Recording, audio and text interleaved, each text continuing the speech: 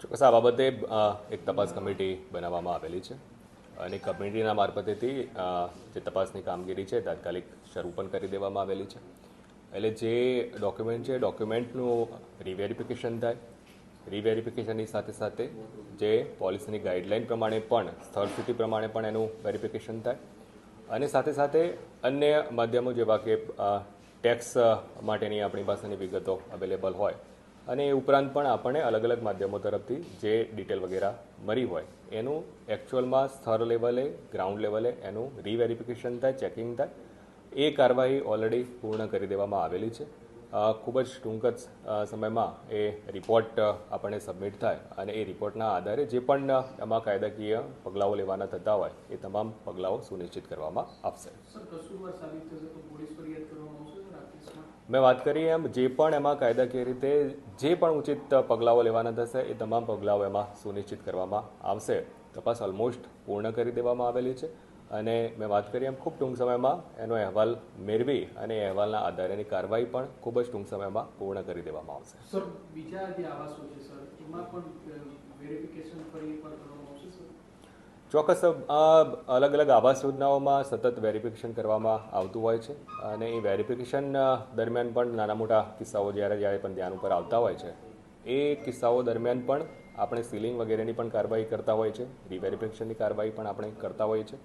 એની જે નિયત પ્રક્રિયા છે પ્રક્રિયા પ્રમાણેની તમામ કાર્યવાહી આપણે કરતા જ હોઈએ છીએ અને આ કિસ્સામાં પણ આપણે મેં વાત કરી એમ સ્થળ સ્થિતિ પ્રમાણેની પણ આપણે ચકાસણી કરેલી છે અને માત્ર ડોક્યુમેન્ટનું જ રીવેરિફિકેશન નહીં પરંતુ અન્ય જે માધ્યમો આપણી પાસે છે ટેક્સ વગેરેના માધ્યમો છે કે જ્યાં આપણી પાસે ડેટા વગેરે અવેલેબલ હોય એની સાથે રહી અને જે તે વ્યક્તિ છે કે અલગ અલગ વ્યક્તિ છે એ પ્રકારેનું ચોક્કસ સ્થળ ઉપર જઈને પણ આપણે વેરિફિકેશન પૂર્ણ કરી દીધેલું છે.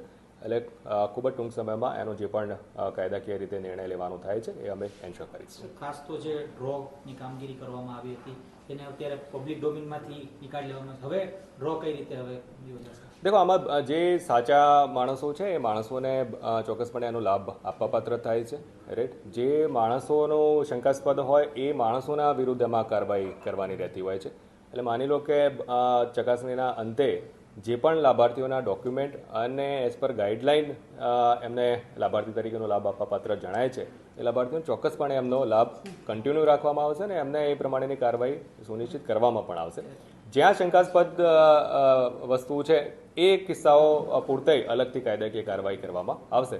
એટલે સાચો જે લાભાર્થી છે સાચા લાભાર્થી એમાં કંઈ ચિંતા કરવાનું રહેતું નથી. એનું જે એલોટમેન્ટની બધી પ્રક્રિયાઓ છે એ પ્રક્રિયાઓ આગળ ઉપર આપણે ચાલુ રાખીશું. ખાસ તો જે અધિકારીઓ ક્યાંક આમાં સંકળાયેલા છે તો એ અધિકારીઓ સામે કઈ પ્રકારના કાર્યવાહી? મેં જે વાત કરી એમાં જે કક્ષાએ જેનું જે ઇન્વોલ્વમેન્ટ જણાતું હશે એ જ પ્રકારે જે કાર્યવાહી કરવાની થતી હશે એ તમામ કાર્યવાહી સુનિશ્ચિત કરવામાં આવશે. Thank you sir.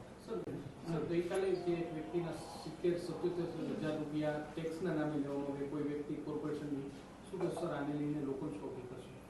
ચોક્કસ એક તો ખાસ એ મુદ્દો આપના માધ્યમથી હું જણાવવા માગું છું નાગરિકોને પણ. ટેક્સની ચોક્કસપણે ઝુંબેશ ચાલી રહી છે પરંતુ જે મહાનગરપાલિકાના અધિકૃત અધિકારી કર્મચારી હોય છે એ લોકો મારફતે આ કામગીરી થતી હોય છે અને મેં વાત કરી એમ જ્યારે ફિલ્ડમાં આપણે કોઈ પણ આપણા અધિકારી કર્મચારી જતા હોય છે ત્યારે ક્યારે પણ એ રોકડમાં ટેક્સની વસૂલાતનો પ્રશ્ન ઉપસ્થિત થતો નથી. જે રોકડમાં ટેક્સની વસૂલાત ટેક્સ પે કરવાનું થતું હોય છે એ જે આપણા ટેક્સ કલેક્શન સેન્ટર છે એની જે વ્યવસ્થાઓ છે ત્યાં જે કરવાનું થાય છે. એટલે આવી રીતના જે પણ કોઈ સ્થાનિક લેવલે આપને કદાચ એવી માગણી કરતું હોય તો ચોક્કસપણે એ નજીકના બોર્ડ ઓફિસમાં એ ધ્યાન ઉપર મૂકવાનું રહે છે. અને મેં વાત કરી એમ જે સ્થાનિક લેવલે જે સીલિંગ વગેરેની કાર્યવાહીને બધું આપણે કરતા હોઈએ છીએ એ દરમિયાન ચોક્કસપણે આપણો આગ્રહ ડિજિટલ મોડથી ચેક વગેરેના મોડથી જ આપણો રહેતો હોય છે. એટલે એ રોકડનો આગ્રહ ક્યારે પણ નથી રહેતો હોતો. રોકડમાં જે પણ જમા કરવાનું થતું હોય છે આપણું જે ટેક્સ કલેક્શન સેન્ટર છે એ ટેક્સ કલેક્શન સેન્ટર ઉપર જ કરવાનું થતું હોય છે. આ પ્રકારનો કંઈ પણ મુદ્દો કોઈ પણ નાગરિકના ધ્યાન ઉપર પણ આવે, કંઈ શંકાસ્પદ જેવું પણ લાગતું હોય તો એ તાત્કાલિક અસરથી કોર્પોરેશનના લાગતા વરગતા જવાબદાર અધિકારી કર્મચારીના ધ્યાન ઉપર મૂકે.